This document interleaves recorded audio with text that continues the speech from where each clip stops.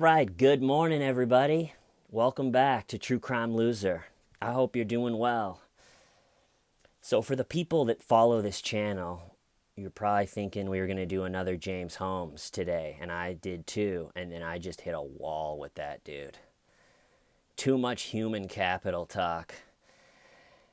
And what I was gonna do is I did a video leading up to the shooting, which I thought went pretty well, and then I did the video yesterday of his plan, and that video I felt like I think I just basically talked about the fantasizing about killing him with a hammer, which it happens. And then today was supposed to be talking about the shooting, like the actual event. But by talking about his plan yesterday, I basically talked about the shooting. And I don't think I have much else to say on that guy. The whole thing is just sad. So, that being said, I'm leaving it at the 52 minutes that I did on it. James Holmes, goodbye. All right, but I did want to show you an extremely talented fan of the show named Christian Goddard. I hope I'm saying that right. Sent me some pins that he made. So I'm going to show you guys these. Again, the lighting in here is terrible, but check it out. We got Schmida Fam, classic. We got the classic Why, Stivin' Why. Love it. Just your nice true crime loser. Aren't these great? We got Let Me Check My Pictures. You have to check your pictures. That's the one thing we've all learned from this channel. And if you don't check your pictures, definitely use the excuse that it was a script. I heard what you heard. I saw what you saw. It was space aliens and a script. We got a nice I'm Schmida. Hello, Schmida. We have the classic. Can I talk to my dad? And then I love this one. It's just the soundboard and the American flag. I don't know if you can see it. And a nice one of me that says True Crime Loser. And then look at these magnets. We got just a big True Crime Loser. We got old Spazzy Lazzy with I'll check my pictures.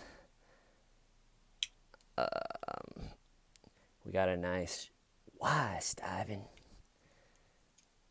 And we got old Chrissy Poo. Honestly, I didn't do it. So, I love them. I'm going to put the pins. He gave me 25 of them. He sent me 25 of them. So, I'm going to put them, I think, permanently back here in the soundboard as part of the set. Also, if you want to check out Christian's website, I'm going to put it in the description. He's a very talented graphic designer. He's probably worked on things that you have seen or know about.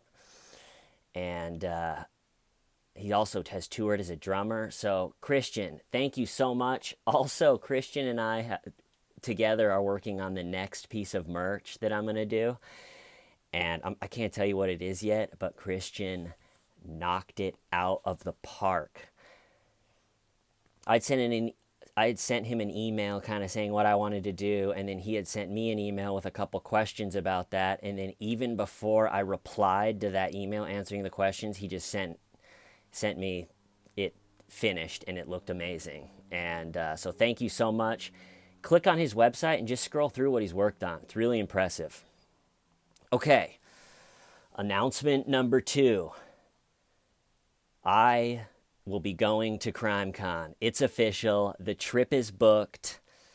Tune in to the True Crime Loser YouTube channel for the official, unofficial 2019 CrimeCon coverage in New Orleans. So I'm going to go down and cover it for you guys. For the people that can't go, because you're either busy or you're out of the country or whatever it is, I'm going to go down and I'll try to show you the sights and the sounds and go to as many things as I can and do a bunch of videos from my hotel room. If the Wi-Fi's good in the hotel room, I think that's what the whole sort of weekend will pivot on. But if the Wi-Fi's good, then I can go live from my hotel room. I can do recaps videos in my hotel room, and then I can go around and do like vlog type stuff, show you guys the actual convention. So there you go. I'm excited about that. A nice little switch up from talking about horrible, insane, narcissistic murderers. I love New Orleans a lot, and I was going to tell a story today, one of my favorite New Orleans stories, which is one of my favorite books is by a guy named John Kennedy Toole, and it's called Confederacy of Dunces, and it's about, and I'll tell you the story about John Kennedy Toole first. So he's a guy, grew up in New Orleans, really funny guy. He was a really good mimic. All of his friends and people that he grew up with just said he just was they were like, it's even cliche to say it, but he was just the best and the brightest. He was always kind of performing for people, and he would write these great little stories, and he would do impressions, and he just was always, and his mom, though, no one really knew. She never was officially diagnosed with anything, but a bunch of people looking back thought that she was probably a narcissist and maybe even another mental, but she was a real weird lady. There's interviews where she's like rolls her R's like it's ready to, and she's like talking, and they are talking to her about her son who became a famous author, and they're like, why, what do you, and she's like, I picked the song I picked because it excels in comedy, and the book Confederacy excels in comedy. And then she's sitting at a piano and she starts playing zippity doo da, zippity day, my oh, and it's just like she's just a crazy woman.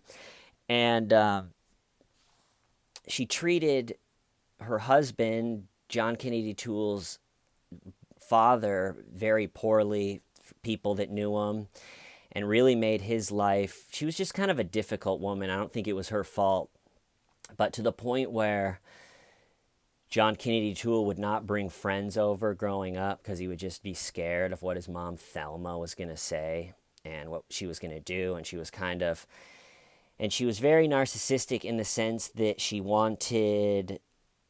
I think she wanted to be a performer or maybe a writer, and it didn't work out. And then she really just pushed it on her only son, John Toole, and always was like putting him on, if there were people around, hey, John, do an impression for everybody, always kind of putting him on stage and like dressing him up in these insane outfits, and really sort of a stage mom for John. And John ends up going to college and really excelling, and I think he majored in English and writing, and he just was a really talented writer. And he ends up getting drafted in the 60s, and he goes off and he actually teaches English in the military. And while he's teaching English in the military, he's finally out of this little house in New Orleans with his mom. He was always stuck in this house with this, narcissistic mom. And finally, he has this, while he's in the military, I think he was stationed in Puerto Rico. Teaching English, he has the first private time to work on a book. And he had written another book in college, and he had submitted it for a literary contest, and it didn't take first place. And it was either like all or nothing with John. So if it didn't take first place, he didn't want anything to do with it. So he writes a full novel, enters it. It doesn't, I think it gets up there, but it just doesn't win. And so he's in the military, and he borrows this typewriter, and he's got a little, room that he has with a bookshelf and a desk and this typewriter, and he sits out and he hammers out this book, Confederacy of Dunces, and it is fabulous. It's just that it's so funny, and a lot of books, either that it's great, the characters are great, but the ending stinks, or there isn't an ending, and it just the whole thing wraps up, and you're like, God, how did he do it? And it's just a great book. So, and he's writing friends at the time, like, hey, I'm 3 chapters into this writing project. It's a lot of work, but I'm just hammering through, and and so on and so on. So he finishes the book, and he gets back to New Orleans, and he's living with his mom again, Thelma, and he's taking care of her, and it's sort of the whole problems of being away and privacy and the feeling of being really far away from his mom in the military. All that's gone, and all of a sudden he's just back. And his friends were saying they got the feeling that he felt like life was about to get long, but he had sort of this ace in the hole, this book that he wrote, and he felt that if he could just get this published, it would take his career off in a very different direction, and he could be an artist, and everything would get better. So he sent the manuscript of the book to one of the best publishers. I can't remember what it is, but one of the best publishers in New York. And they loved it, but the guy working with him on it was really just nitpicky. And people looking back at the whole sad situation use the word or something similar to, they kind of just jerked him around. They wanted him to take this part out, or they wanted to edit this part, or they said this part needed to be changed. And that's really hard for somebody especially that puts all the time in to write something, and to get it where it, the little sentence in the beginning chapter ends up revealing something in the last chapter that makes you go, oh, and sort of start mucking with it. And so for a year, they were sending him edits, and then they would talk about it, and he would do some of the edits, but he would put his foot down with a lot of the edits. And then finally, the publisher just passed on it after all that time. And similar to not taking first in the place in the contest with his first novel, instead of reaching out to other publishers or trying to go other avenues, he just gave up on it.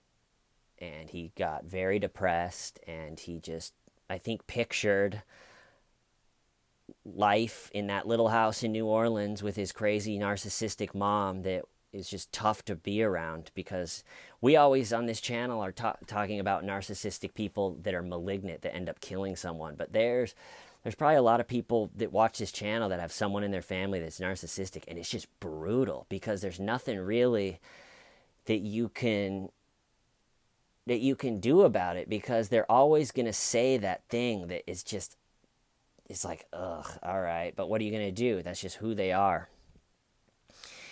And he didn't have a job, and it was just tough on him. And so I'm going to pause. So that's the real story. Then, so the book is also about a kind of a lost soul, this guy that is trying to be a writer that lives with his mom in New Orleans. So I don't think it's exact autobiography, but it's definitely close. So it's about this, one of my favorite characters. It's about this guy that he lives in New Orleans with his mom, and he's trying to write this book, but he's just been working on it for 5 years, and no one really